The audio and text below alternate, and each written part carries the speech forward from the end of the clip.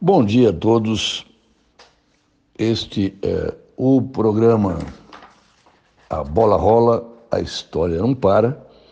Eu sou Eduardo Fonseca. Vamos falar então da Copa do Mundo de 1938, que, pela fase, pela época histórica, era uma efervescência política. Estamos às vésperas da Segunda Guerra Mundial.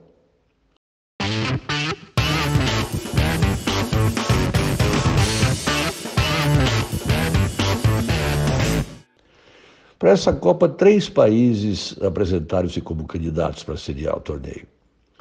A Argentina, defendendo o famoso rodízio entre os continentes, havia sido combinado lá em 30 que uma Copa na América do Sul, a outra na Europa. Então a Argentina defendia o rodízio.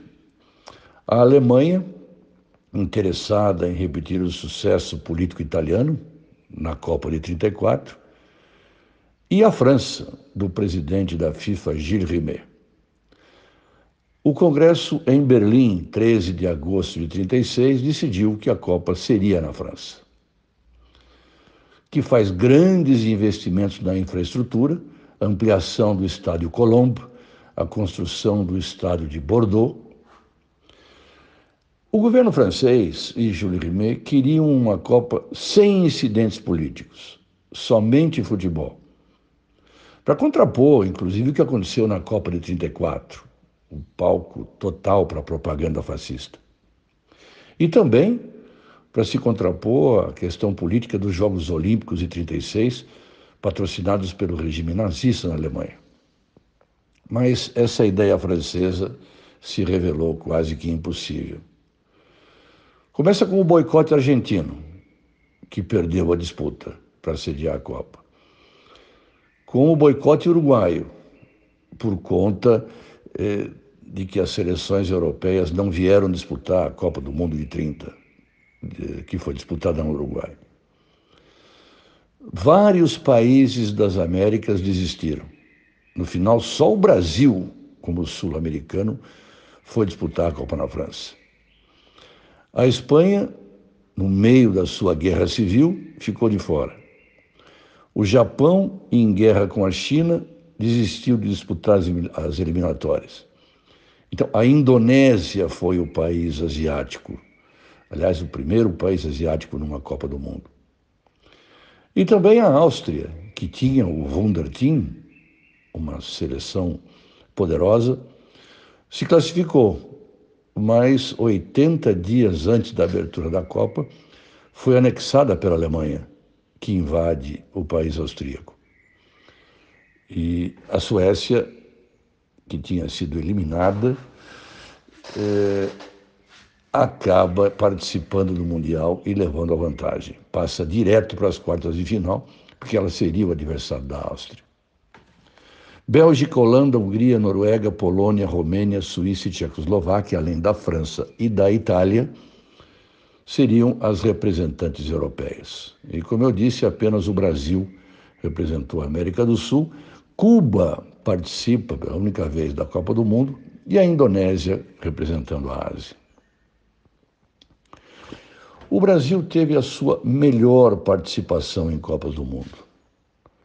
Isso porque, se em 30 houve a confusão entre paulistas e cariocas, e só os cariocas foram, e se em 34 houve a briga dos amadores e profissionais, e apenas os amadores foram, em 38 o Brasil leva o que tinha de melhor.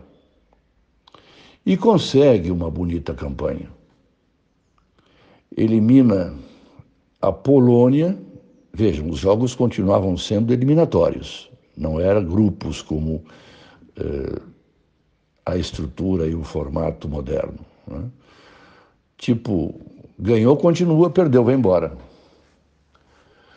O Brasil joga a primeira partida contra a Polônia e mostra ao mundo o grande Leônidas da Silva. Para Domingos da Guia, Leônidas da Silva foi tão bom quanto o Pelé. Com uma diferença. A época. Leônidas foi da época do rádio. Pelé é da época da televisão. Agora, o que o Brasil...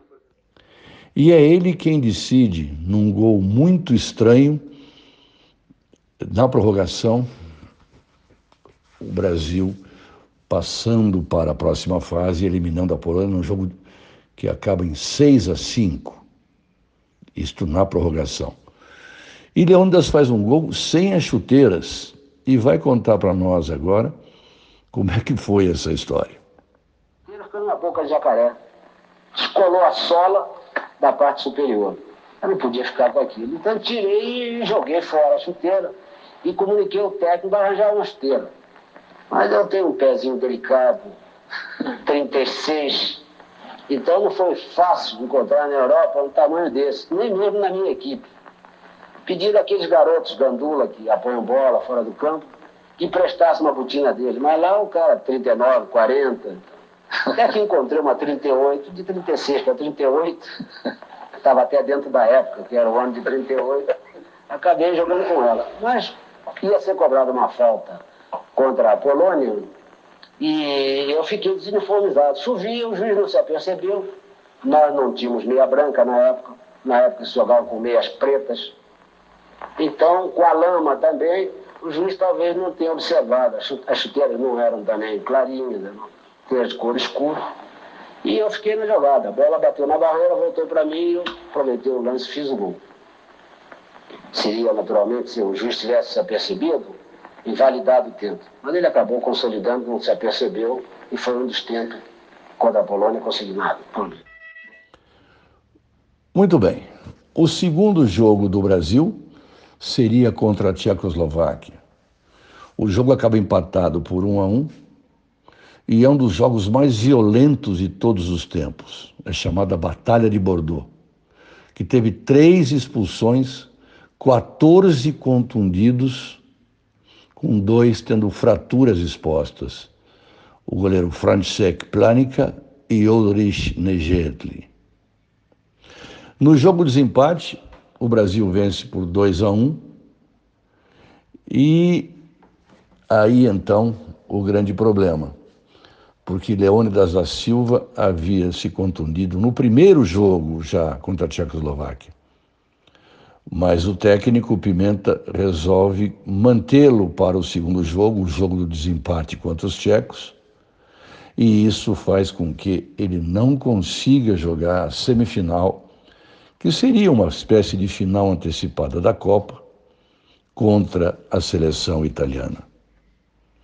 Mas Leônidas conta como é que é essa história de não poder jogar contra a Itália, porque muitos diziam que Adhemar Pimenta tinha poupado Leônidas para jogar a final e, portanto, retirou-o do jogo semifinal contra a Itália. Vamos ver o que Leônidas fala a respeito disso. Na realidade não foi isso, não. O sistema do Campeonato do Mundo, naquela época, era eliminatório. Não tinha esse negócio de jogar 3, 4 partidas, não. Jogou, perdeu, cai fora.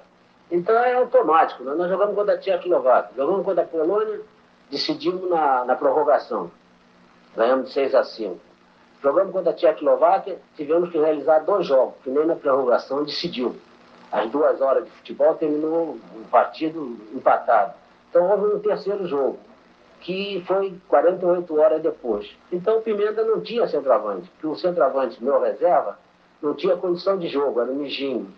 Ele estava inscrito pela Federação Italiana, era considerado jogador italiano, e equivocadamente o Brasil levou o Nijinho para a Copa do Mundo, mas acreditando que eu pudesse jogar todas as partidas. Quando veio esse princípio de lesão no jogo contra a Tchecoslováquia, que nós jogamos 2 horas. Pimenta disse, não adianta poupar você. Se for poupar para o jogo da Itália quinta-feira, se nós perdermos na terça-feira, não adianta poupar você que não vamos jogar contra a Itália. Então vamos correr o risco. E aí, então, eu joguei na terça-feira, e não tive condição para jogar na quinta-feira. Jogador da Itália. Pois é.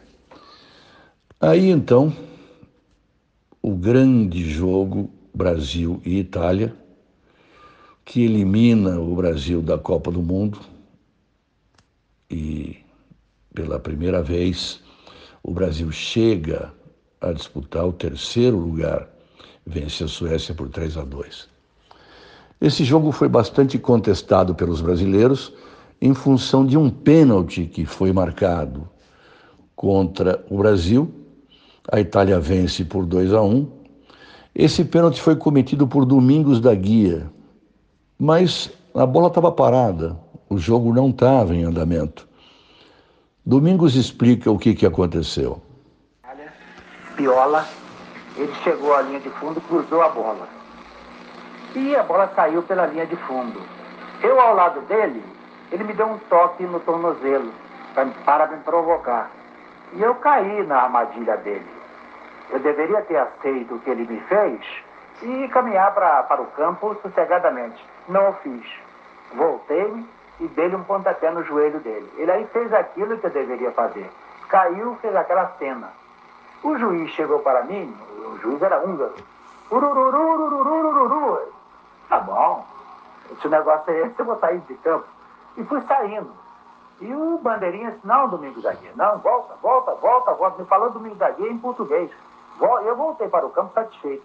Mas quando eu voltei, o juiz estava pedindo a bola no meio do campo e botando na penalidade máxima. Muito bem. Itália se torna bicampeã. Ela vence na final, após fazer a saudação fascista, a Hungria. O jogo termina 4-2 para a Itália. E, muito bem, a Copa do Mundo de 38 dá à Esquadra Azul o bicampeonato.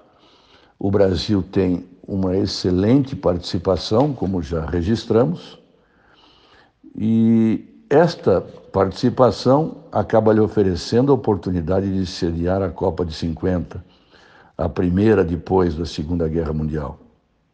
Uma história que contaremos na próxima oportunidade. É isso por hoje. No programa A Bola Rola, a história não para.